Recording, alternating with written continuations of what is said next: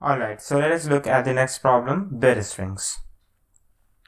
In this problem, we will be given with a number n and we need to print the total possible bit string, just the number. So the total possible bit strings are 0, 0, 0, 0, 1. Basically, this is a truth table. You must have seen a lot. Therefore, when n is 3, the correct answer is 8 because the possible bit strings are this. This is nothing but a 3 variable truth table. So we need to print just 2 to the power n. That is 2 to the power 3, that is 8. It is the answer. But we can't do it directly. Let us look at the constraint. They have given n is ranging from 1 to 10 to the power 6. N is less than 10 to the power 6.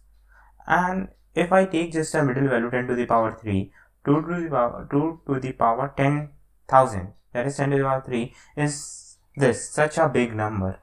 And this is definitely crossing our data type capacity. No data type can hold such a long number. That's why they have mentioned we need to print the result modulo, that is 10 to the power 9 plus 7. That means 1 followed by 8 0 and a 7. So we need to print that. But why we need a modulo here? Rightly told, because this is a big number and to prevent integer overflow. The largest integer data type in C++ is long int, and which can store up to this 2 to the power 64 minus 1, and this is definitely crossing the limit. Alright, so let us look at some modulo properties before going. These are two modulo properties. When a plus b sum together and mod m is done, then modulo can be breaked inside the brackets. And the other second one is when the sum is replaced with multiplication. Let us understand the meaning. We are going to perform modulo at each intermediate step so that the range overflow never occurs. We are not going to do this, that first we are going to make 2 to the power n, let's say 2 to the power 3, and then perform a modulo operation. We are not going to do like this. We are going to multiply. For instance, in 2 to the power 3, this can be written further as this. This is 2. So we are going to multiply it n times and perform modulo operation n times. And if you were thinking to do at the end, like first perform and then perform this mod operation, this won't be possible because this is a big number, and when you try to multiply it up to 1000 times, you can't store it any data type. Storing is not possible of such a number. That's why we are performing the modulo operation at each intermediate stage so that overflow never occurs. Now here is the direct loop. We are starting from 1 and will go up to n because we need to multiply up to n, and we have used this property in which it says if you want to multiply and perform mod, you can do this.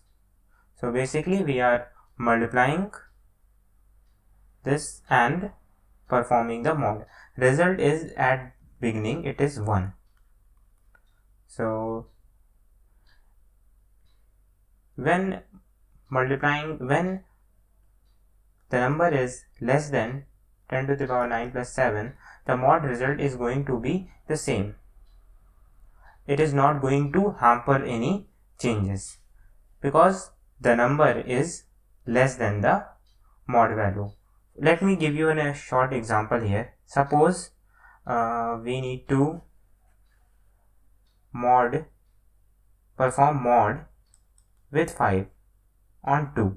So we will write like this, and it is going to go 0 times. So this is going to give us back the same. So no problem occurs.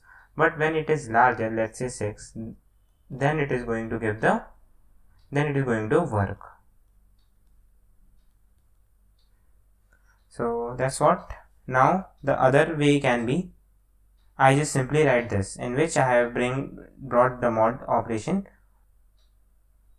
outside the bracket, and even this last one is also better to use, because here we are doing this simply. We are not performing mod at each intermediate stage, meaning, because I told here that when the number is less than mod, when the number is less than mod, then the mod is not going to hamper, it is going to give us back the result. That's why we are performing this mod operation only when the result exceed the mod, then perform the simple mod operation. And this is what saving also a little bit of execution time. Instead of dividing it each time, we are suppressing it only when the result exceeds greater than the mod. Now let us look at the coding where things will be cleared more. Okay, so let's code bit string. We will be needing an integer n, and the constraint is less than 10 to the power 6, so we can use integer, no problem. So int n is 0, cin n. So we have the number. Now as told, we can use any one of them. Let's go with the last one. Okay, so the number is going to be multiplied n times, so the result should be 1.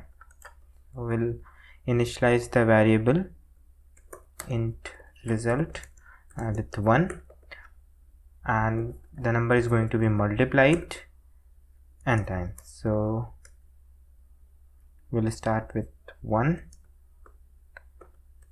we'll go up to n and I plus plus.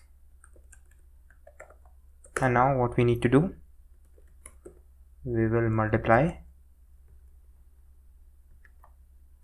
So into result,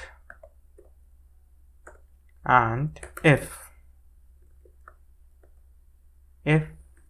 result becomes greater than the mod, so we need to define this mod.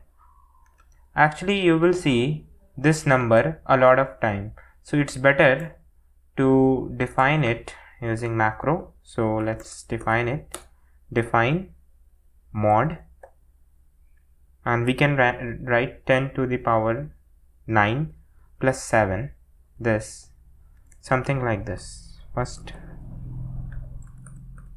we'll write 1 e9 plus 7, that means 10 to the power 7, and we need to typecast this, and let's put this all in a bracket. So now our mod is defined. So when this happens, we are going to perform the mod operation. We can use shorthand operator, no issue. So when result exceed the mod, we are going to perform this modulation operation, and at the end we will display this result. And let's run this, submit, choose file, and bit strings. Okay, so that's all it was.